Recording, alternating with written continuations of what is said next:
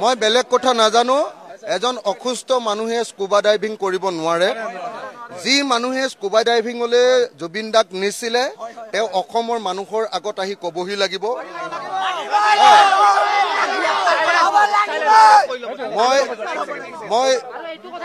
মই একদম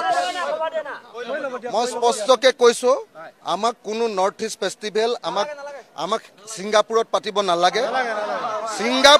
সিংগাপুৰৰ মানুহ আহি নৰ্থ ইষ্টত ফেষ্টিভেল চাবলৈ আহিলে আহিব পাৰে কিন্তু আমাৰ জুবিন গাৰ্গক নৰ্থ ইষ্ট ফেষ্টিভেললৈ নি এনেকে আমাৰ পৰা বিদায় দিয়াটো আমি মানি ল'ব নোৱাৰো এই ঘটনাৰ CBI তদন্ত লাগিব মই জানো যে জুবিন গাৰ্গ 3 মাহৰ মূৰে মূৰে 4 মাহৰ মূৰে মূৰে হস্পিটেলাইজ হয় তেনেকুৱা এজন বেমাৰী মানুহ সাগৰলৈও যাব নোৱাৰে আৰু সাগৰলৈ যোৱাটো বাদে দিয়ক স্কুবা ডাইভিং মানে আপোনালোকে জানেনে স্কুবা ডাইভিং কৰিবলৈ হ'লে প্ৰথমতে খত লিখি দিব লাগে দলিলত লিখি দিব লাগে যে মোৰ কিবা হ'লেও মোৰ কোনো দায় নাই হেটো দায়টো মোৰ নিজৰ মানে দায়টো কোনো পধ্যে যিজনে কৰাইছে তেওঁ নহয় আৰু তেওঁ মেডিকেলি সম্পূৰ্ণৰূপে ফিট বুলি লিখি দিব লাগে মেডিকেল সাৰ্টিফিকেট দি দিব লাগে যে এখন মোৰ কোনো বেমাৰ আজাৰ নাই আমি সকলোৱে জানো যে জুবিন দাৰ সিজাৰ আছিলে সিজাৰ থকা মানুহে এনেকে পানীত কেতিয়াও খেলিবগে নোৱাৰে যি মানুহে এনেকে জুবিন দাক সাগৰলৈ লৈ গৈছে জুবিন দাই নিজেও যাব পাৰে কিন্তু লগত যোন গৈছিলে তেওঁলোকে বাধা দিব লাগিছিলে যি নিছে তেওঁলোকে সকলোৱে অসমীয়া জাতিৰ ওচৰত জবাব দি হ'ব লাগিব ইয়াৰ ওপৰত CBI তদন্ত হ'ব লাগিব আৰু এটা মানুহৰ ওপৰত শাস্তি হ'ব লাগিব মই এটা কথাই জানো যে জুবিন দা আমাৰ গোটেই জেনেৰেশ্যনটোৰ কণ্ঠস্বৰ গোটেই আমাৰ জেনেৰেশ্যনটো আমি যিটো জেনেৰেশ্যনৰ মানুহ এইটো জেনেৰেশ্যনৰ কণ্ঠস্বৰ আৰু বৰ্তমান জীয়াই থকা মানুহৰ ভিতৰত অসমৰ আটাইতকৈ ভাল পোৱা মানুহজনৰ নামে জুবিন দা গতিকে জুবিন দা কাইলৈ বা পৰহিলৈ যেতিয়াই অসম পাবহি আমাক এনেকুৱা এটা ঠাই লাগে এনেকুৱা এটা জাগা লাগে যে অসমত কেতিয়াও এনেকুৱা মানুহ হোৱা নাই জুবিন দা যেতিয়াই পাবহি আমি অসমৰ আটাইতকৈ ডাঙৰ অনুষ্ঠানটো পাতিব খোজো সব অসমীয়া মানুহ ইয়ালৈ আহিব সব অসমীয়া আহি আমি জুবিন দাক সকলোৱে শ্ৰদ্ধা জনাম আৰু লগতে শ্ৰদ্ধা জনোৱাৰ লগতে এনেকে যেনেকে কেনেকে মৃত্যু হ'ল তাৰ তদন্ত লাগিব মানে মুখ্যমন্ত্ৰীৰ কথাৰ কোনো ভ্যালু নাই আমাক CID তদন্ত নালাগে আমাক CBI তদন্তটো লাগে মোক কওকচোন অসমৰ CIDয়ে গৈ সিংগাপুৰত তদন্ত কৰিব পাৰিব মোক নিজে কওক আপুনি দিল্লীত গৈ যি তদন্ত কৰিব নোৱাৰে CIDয়ে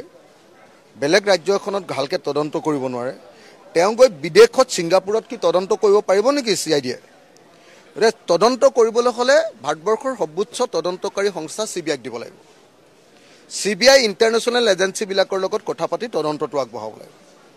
যদি এটো নকৰে তেতিয়াহ'লে তদন্ত দিয়া নাই বুলি আমি ধৰিব লাগিব যে মুখ্যমন্ত্ৰীয়ে তদন্ত দিয়াটো বিচৰা নাই এই বুলি আমি ধৰিব লাগিব সেইকাৰণে মোৰ সাদাচিধি কথা একদম CBI তদন্ত লাগিব মই ভাবো যে এটো অকল মোৰ কথা নহয় যিকোনো এজন মানুহক খুদক হয়নে নহয় আপোনালোকে কওক CBI লাগে নে নাই নহলে CID তদন্তে কি কৰিব কওক আপুনি সেইকাৰণে আৰু দ্বিতীয় কথা জুবিন দাক এদিন ৰখা দুদিন ৰখা নহয় পাৰিলে জুবিন দাৰ বডিটো সংৰক্ষণ কৰিব লাগে আৰু তেওঁক এটা ঘৰত ধুনীয়াকে ৰাখি দিব লাগে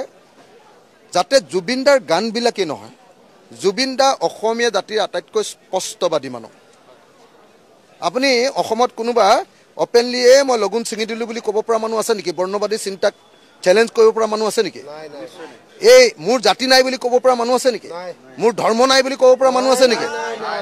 হয়নে নহয় জুবিন দাৰ বাহিৰে হিমন্ত বিশ্ব শৰ্মাৰ আগতে মানে মই শব্দবিলাক নকওঁ তেওঁ উভতমাত মাতি দিব পৰা মানুহ কোন আছিলে মুখ্যমন্ত্ৰী এজনৰ আগত তাৰমানে অসমীয়া জাতিৰ খংবিলাক জুবিন দাই সাদা চিধি প্ৰকাশ কৰি দিব পাৰে তেনেকুৱা এজন মানুহক আমি চিৰদিন সংৰক্ষণ কৰিব লাগিব সেইকাৰণে মই এদিন ৰখা দুদিন ৰখাতকে পাৰি যদি জুবিন দাক একেবাৰে সংৰক্ষণ কৰিব পাৰি নেকি তেওঁৰ বডিটো সংৰক্ষণ কৰিলে আমাৰ উত্তৰ পুৰুষে মাজে মাজে জুবিন দাক চাবলৈ আহিব ডেইলি মনত পৰিব তেওঁ কি চিন্তা কৰিছিলে তেওঁ কি গান গাইছিলে তেওঁ কেনেকে অসমখনৰ কথা কৈছিলে তেওঁ সমাজবাদৰ কথা কৈছিলে তেওঁ এই কেপিটেলিষ্ট সোসাইটিখনক চ্যালেঞ্জ কৰিছিলে মই সোশিয়ালিষ্ট এনেকে বুলি খুজি হৈছিলে জানে না নাই মই সমাজবাদী বুলি চিঞৰিছিলে কোনোবাই বুজি পায় না নাপায় হিমন্ত বিশ্ব এইটো বুজি নাপাব এইটো না এইটো কথা